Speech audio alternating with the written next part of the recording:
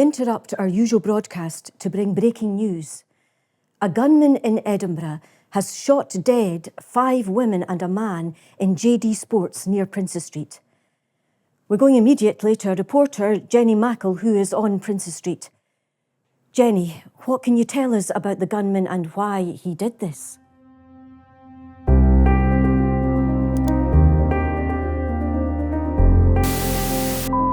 6 of its students dead. The University of California, Santa Barbara community is in mourning. What is the new word, ansel?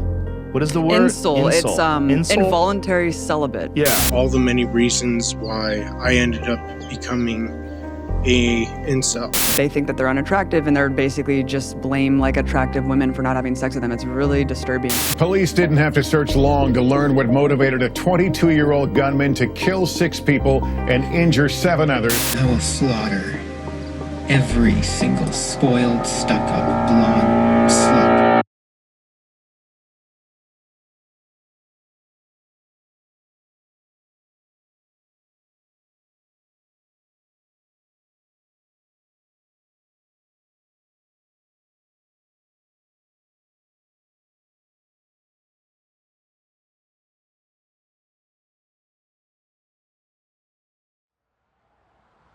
Sterling, what happened? I don't know. This guy came in shouting, retribution! Retribution! The show that we've been working on together over the past 3 months. So what we've been doing since the last 7 weeks, last 7 sessions was we got introduced to incels culture, incels language, what incels do. Then we are making a show to stop incel violence. So we want to create like a scene where 2 footballers from different backgrounds and who is more likely to be radicalized. Men have to step up here. We've launched the Many Good Men campaign today, so we need an army of good men to take on these online losers, so that those who died on the 24th of February did not die in vain. We've also explored not just about incels, but to hear directly from incels. So Claire in particular has done a lot of research about them. So we've actually watched videos of incel talking about their experience, which is quite impactful. Let's go undercover. We'll James Bond this shit. We'll infiltrate the world of incels. We'll find out where they live and, fuck them up. Like they fucked us.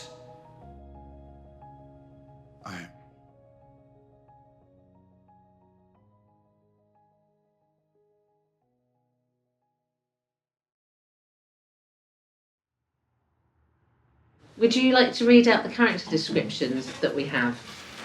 His name is Sterling. His mom is from Kenya, dad from Ghana. His age is 18. He's black and his family is middle class. His mom supports his dad's opinion. He doesn't have love. He doesn't have anywhere to go if his dad is angry because his mom supports his dad. So he feels he has to live up to his dad's expectations. He's lonely.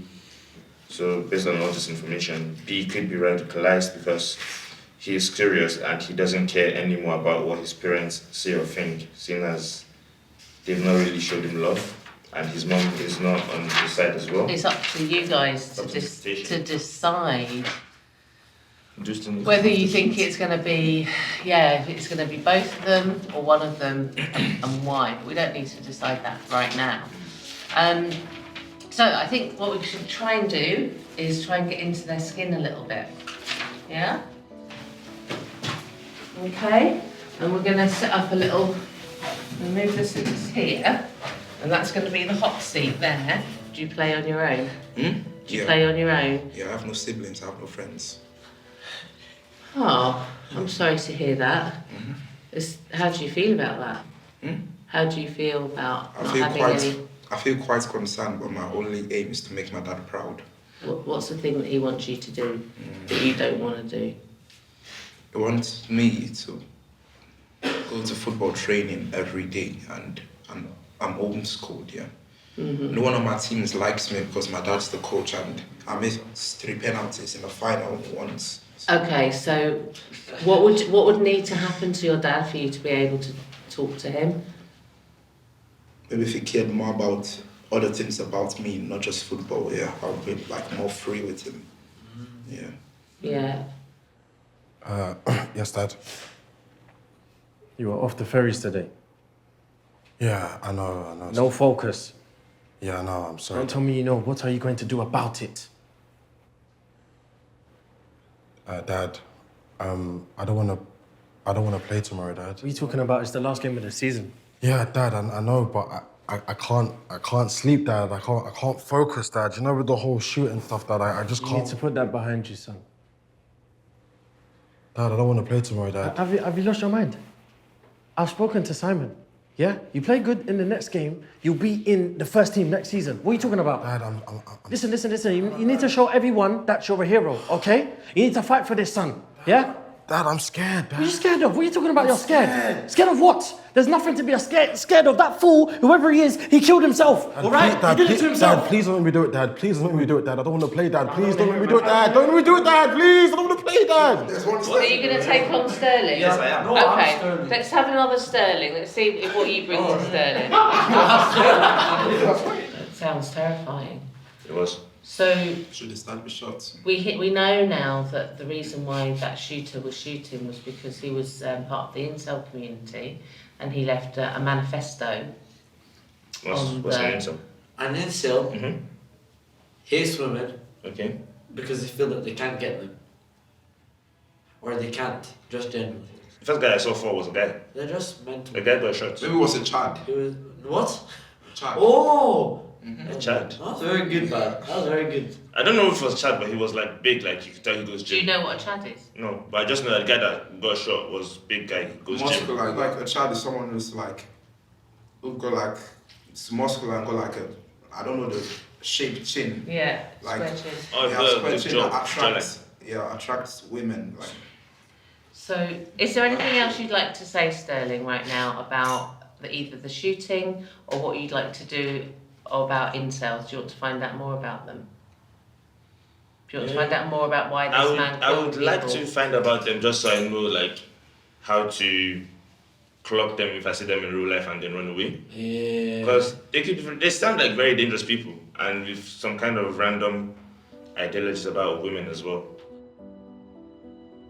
We think of incels as, you know, the extreme, but there are so many, you know, little parts of misogyny in everyday life that can build up to like incel behavior or being an incel, which I think I find the scariest. You know, the fact that incel culture and, you know, misogyny is ingrained so much in our day-to-day lives. Let me just like go into my rack by Or it should be the physiotherapist. Yeah, maybe yes, the the physiotherapist. Maybe yeah. she should be like, oh, that bitch says I have to like stay out for longer. Like I can't go back to training. You look like a fool on social media. I just don't like the word, okay? What word? Bitch. That's it? That's what you didn't like? It's not a nice word to use. So what? You're the one who's acting like a bitch now. You must work harder. You must work harder. And I will work hard. You need to work harder. 50, come on, bro! 51! Oh, well, you go through. You will grow through. You're such a bitch. Come on. Who's gonna carry the boots? They don't know me, son. See it. They don't know me, son. You're a pussy, you know that. You're a pussy. Going to kick off asking Sinead, perhaps you would read Derek's timeline. Derek doesn't have any positive role models. He loves his mum, but he also blames her. He thinks Dad left mum because mum made him do it. Dad blames his mum. He was 10 when he witnessed violence between his parents. Maybe he blames her for not getting out of the situation. Why would she call the police? Women can say anything they like, son. Why? Why did she call the police? We fought like cat and dog. She gave as good as she got, right? I've still got a fucking lump on my head. She hit you? Yeah, with the fucking frying pan. Derek connects violence with sex because of porn he's been watching since the age of 9. So maybe he doesn't think that what I did was wrong. For most 9-year-olds, even if they are a wee bit more mature physically, it's still a shock. It's still not something that should be regarded as a normal thing for a 9-year-old. And the really important thing is it's illegal to show children pornography. It's like abuse. it is abuse. Yeah, it's abuse. I think it's like in the high 90s, like 96 or 97%. I think it was 95 or 96% of like pornography contains some kind of violence towards women. So it's not all violent, but the stuff with young people is particularly violent. You really want to know? Yes. Okay. So I was at this party, and you know, this girl looks at me from across the room. Yeah. So I'm thinking it's on. And then I find out, right, that actually she's just using me. Like, she's just using me to get back at her friend that she fell out with. Bro, but sex is on a plate. I'm not gonna say no, am I? So, you know, we go upstairs and we get to it. I'm inside, and she's like a wooden plank, giving me absolutely nothing, mate. She's like that. So I start to panic, bro, right? And I'm like, fuck. Oh, what can I do? So I put my hand around her neck, right? And I squeeze it gently. Oh, you choked her? Yeah, bro, but like in a sexy way, like they do in porn. Like bro, I've seen it loads in porn, right? Choked her because you got it from pornography. Yeah, but some girls like it, bro. It's sweet, man. Like, honestly, they go nuts for it. But bro, this girl didn't. Mate, she fucking kicked off, started punching my chest and kicked me in the fucking balls. She had her way with you, used you, and then beat you up about it after. Mate, weirdo, eh? When I was talking about like boys in my class talking about like gore porn and stuff and how much that shocked me, I always thought it was a kind of them problem, like they're really gross for like looking at this stuff, like not just watching normal porn. And now I'm realizing that if you are like just like a normal porn watcher, there can be people like things that are targeted towards these people that then rope them into this. Life for a man is harder than life for a woman. We need to have a lot of shit to be an important man. To be a woman, you need makeup. If you're truly beautiful, you don't need anything else. I've been on boats in Dubai with 19-year-old Moldovan girls. The guy who got that boat needed $100 million. That bitch, makeup. Why do you think people are sending out all of that information? What is it? What is it to everybody? What is there to be gained by the people who are making that? I'd say, I think it's like the new era of social media in which things spread really fast. These guys masquerading as men, spouting some horrible stuff, and it's like has a big reach because everyone can see it. And I remember we spoke about this on the phone, but like it's figures like Andrew Tate and a lot of the guys that when I first saw these guys coming up my feed, I thought it was like comedians. I thought they were doing it for a comedic purpose. I didn't think like they were actually believing the stuff they were saying. So I thought, oh, they're trying to get a bite, they're trying to do the influence, and they're trying to get the clout, they're trying to like gain followers, because it does go viral, these kind of like wild things that they say. There's a magical power amongst men, which has been forgotten and lost. When you put enough men in the same room, there's a transference of energy that makes us feel invincible. I say all the time, your friends should bring out the worst in you. And when I say the worst, I mean, you know, when you're with your boys and you're loud, and you feel aggressive and you're about it, and you'll talk to that bitch, who cares if she says no? Sterling, are you okay? You don't look yourself at all. Why do you care? Oh my Lord. I care now. I care. Look, I made you some hot chocolate. I don't like any hot chocolate, mommy. I like noodles and cheese and onion crisp. I don't like hot chocolate, mommy. I don't want any hot chocolate, mom. But that's not a good thing to have before bed now, Sterling. Figure out what's going on. You know? Yeah. Fucking bitch!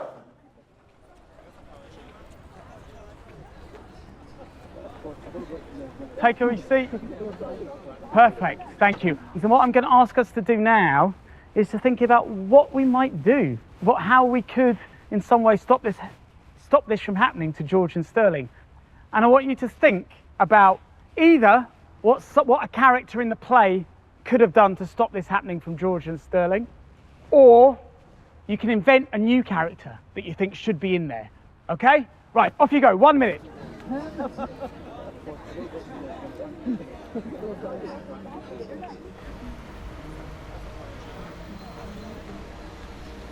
So I'd like to hear, like, what are some of the things you were speaking about out there in the stadium with your 2 or 3 people? Yes. Older sister for George. Okay, hold that thought. Lovely. Thank you. Okay. Anything else? I'd love to hear a few ideas, and there were loads. Yes.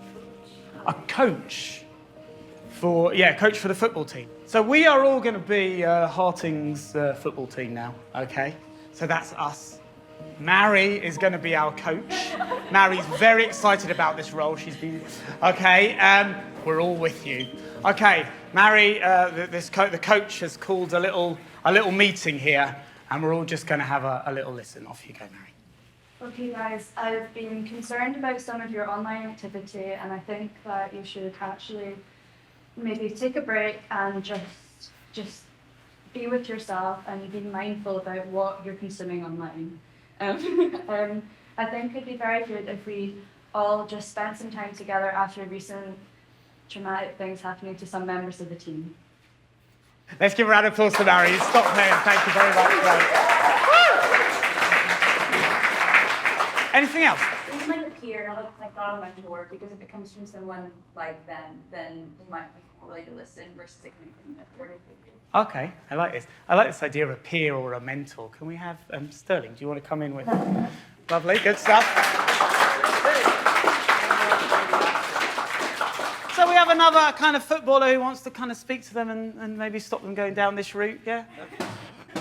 What, are we in the locker room? What's that like? Where do you want to be, eh? We're in the locker room. Locker room. Oh, we're in the locker room. 3, 2, 1, action. That was good, bro. What's that? I'm sorry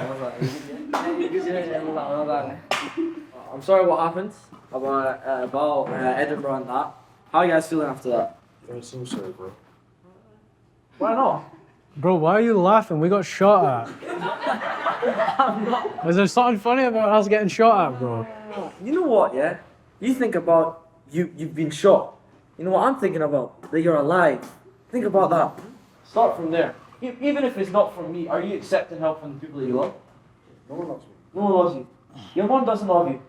Your mom that comes to bring you hot chocolate to your room, straight to your room, doesn't love you. That's love, man. Okay, so what is love then? What is love?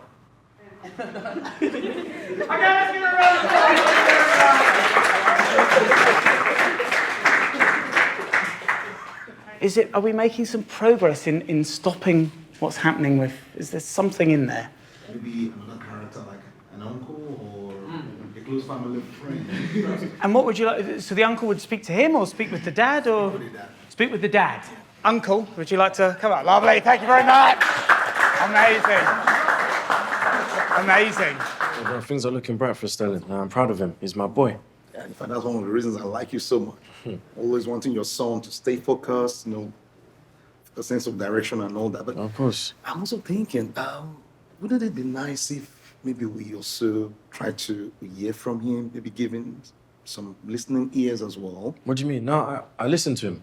Yeah, but he's finding it difficult to get across, to pass his feelings across, to let you know what he's been going through. He's still a human being and he has his own feelings.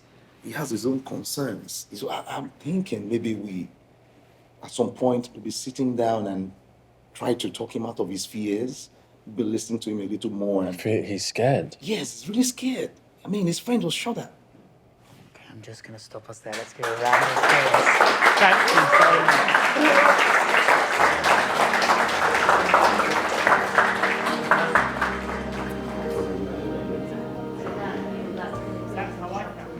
Some people said to me they found the boys' one kind of scarier and darker. Yeah, it was definitely scary. Especially the ending, We wanted to show the darker part of it and how bad it can really get. For an example to other people. So if you just gloss over it, say, oh, everything was fine in the end, then people will be like, oh, it's fine, don't worry about it, it's not a big issue. But if you really go and dig deep into the issue and you go dark, people will be like, oh my God, hey, there's no happy ending in this one. So maybe we should start addressing it. Yeah. What do you think is the one thing that you will stay with you? I really enjoyed the process, and I think that it's good to have that. But it's kind of what Mary was saying. It's like that kind of balance. Like, to what extent can you have empathy you know, and kind of present them as victims in their own way, because, you know, I think even if they weren't vulnerable, they might still be misogynistic. I found the experience really useful in sort of finding a community in it, like talking with everyone and putting that out there, and people being like affected positively by what the show was talking about and the work that we've been doing. What will stay with me is how easy it is to go down that rabbit hole, and it doesn't matter like who you are, what your background is, like it could happen to anyone. And I think more people need to learn about it and know about it. It's been a really interesting experience, really positive experience. So yeah. I see it having the potential to change and touch many lives.